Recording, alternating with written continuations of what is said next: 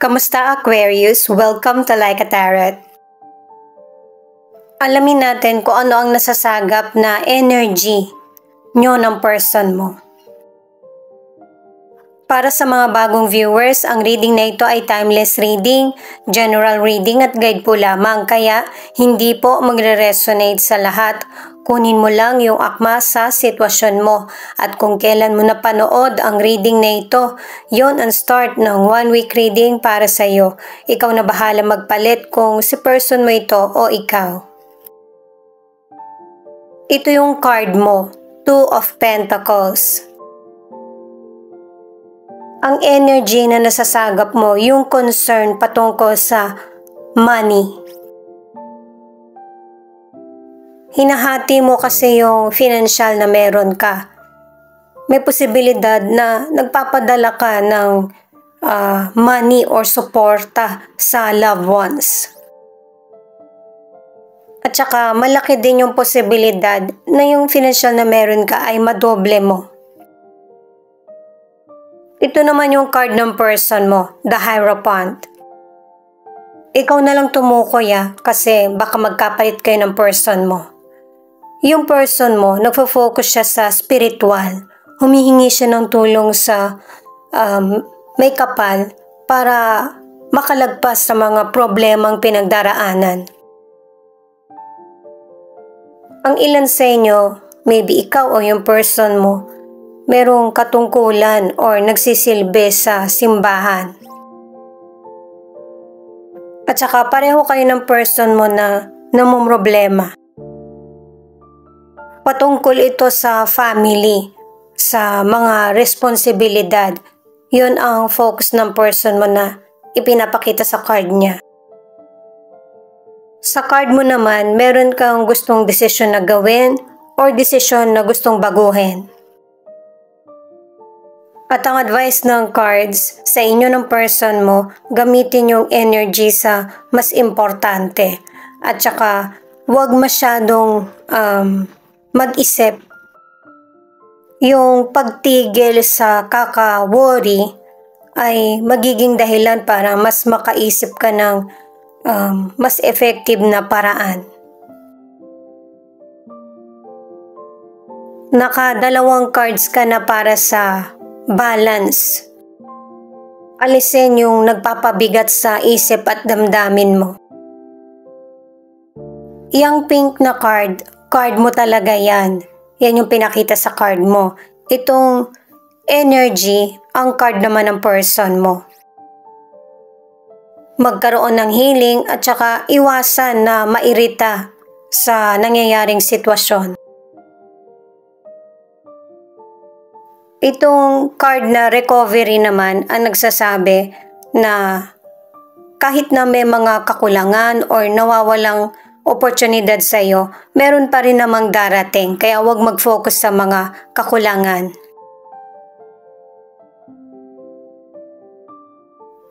Community, ito yung last card.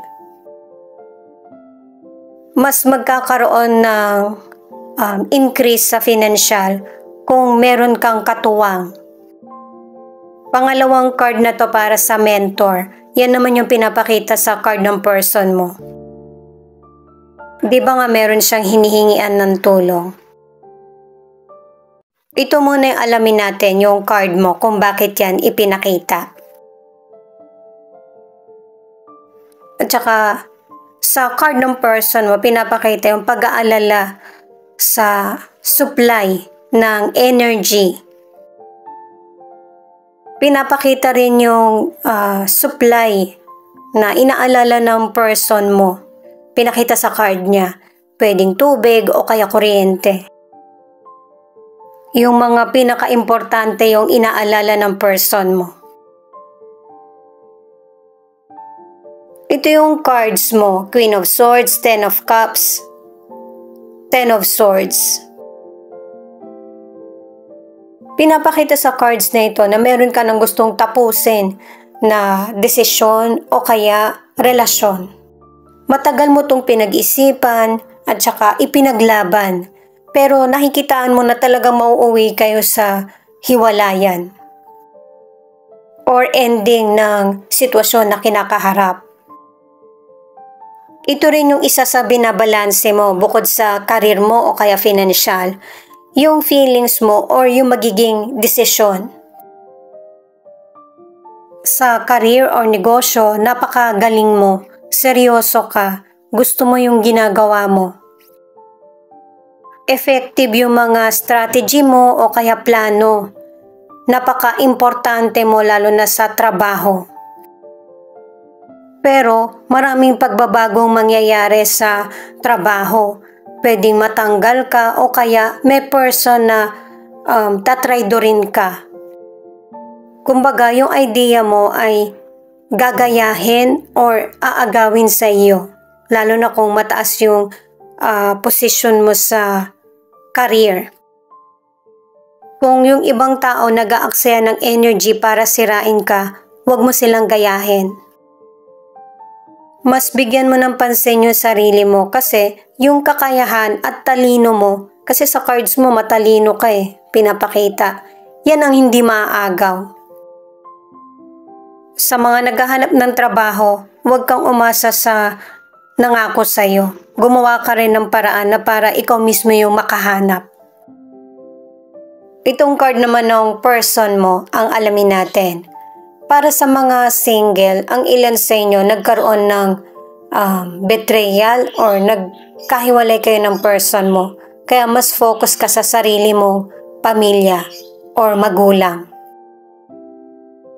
Sa mga nasa relationship, kung nagkakaroon ng problema ang relasyon nyo, pakinggan mo yung sasabihin ng person mo para magkakaroon ka ng batayan kung ano ba yung desisyon ng nararapat sa relasyon nyo. Pero ang ilan sa inyo hindi talaga magtitiis sa unhappy at saka unhealthy na relasyon. Kasi binetray ka ng person mo sa relasyon or sa material. O pwedeng pareho. Six of Swords, the World at Queen of Pentacles. Ikaw yung tinutukoy ng person mo sa mga cards na ito. Base dito sa mga cards, ang nasasagap na energy ng person mo ay yung kalungkutan na iniwan mo siya.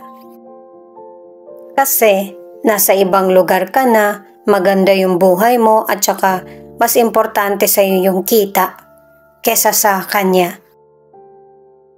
Pero pinakita na kasi sa cards mo na kaya mas lalong nagkalayo kayo ng person mo kasi nga merong ibang person, may betrayal. At saka sa una niyang card may iba siyang tinitingnan. Hindi siya nakatingin sa iyo. Ikaw din hindi ka na nakatingin sa kanya. At saka sa cards mo, iniisip mo rin kasi meron kang pinagpipilian binabalanse ba? Kung uuwi ka ba para ayusin yung problems or i-let go na lang ito. Pero base sa cards, mas nagdesisyon ka na i-let go ito. At saka pinapakita rin sa cards na naninindigan ka sa mga desisyon mo. Pinag-usapan nyo na to ng person mo. Kaya lang, nadaig yung person mo sa mga pangangailangan niya. At saka emosyon, kaya nagulo yung connection nyo or relasyon. Sa financial, positive yung lahat ng cards na natutugunan mo lahat ng pangangailangan ng pamilya. May financial stability at saka success. Ano man ang gender mo, family talaga yung prioridad mo. Ang ilan sa inyo na nasa relationship, matutupad na yung plano nyo ng person mo na lumipat ng bahay o kaya yung dalhin ka niya kung saan siya lugar nakatira.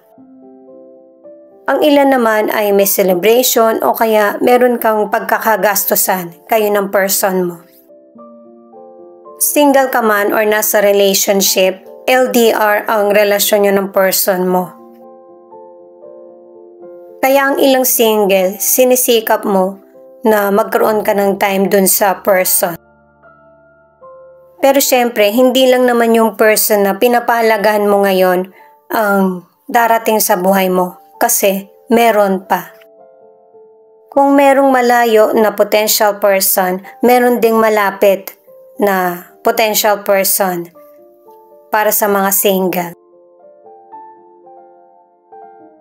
Ito yung para sa relationship nyo.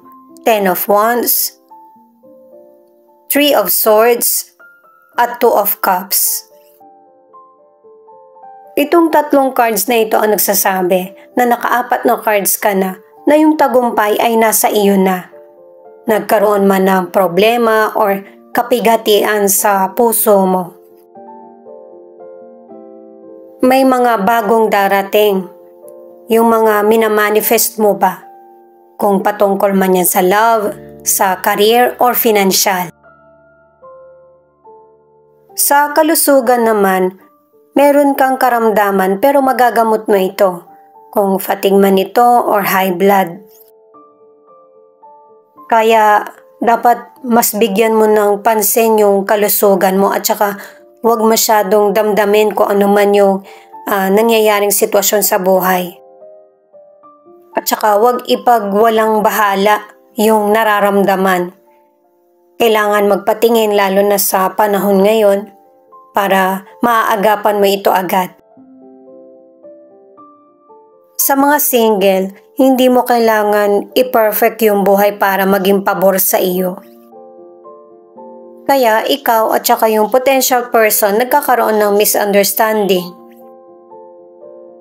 Mawala man itong potential person na ito, merong panibagong love na darating sa buhay mo na dapat mo nang protektahan at pahalagahan. Ang importante sa potential person na darating ay love at saka kung ano yung intention mo sa magiging koneksyon o relasyon. Sa mga nasa relationship naman, ang ilan sa inyo, maraming trials, disagreement na mangyayari sa relasyon nyo. Ito yung pagdadaanan. Pero habang lumilipas yung panahon, ang ilan sa inyo, yung relationship nyo ay mas nakikita nyo ng klaro sa kung ano yung kailangan nyo talaga ng person mo at dapat pag-usapan. Maayos nyo yung relationship nyo. Pero may mga nagkahiwalay talaga na kahit hanggang ngayon, hindi pa rin kayo magkaintindihan ng person mo. Ito yung additional card na 3 of Cups.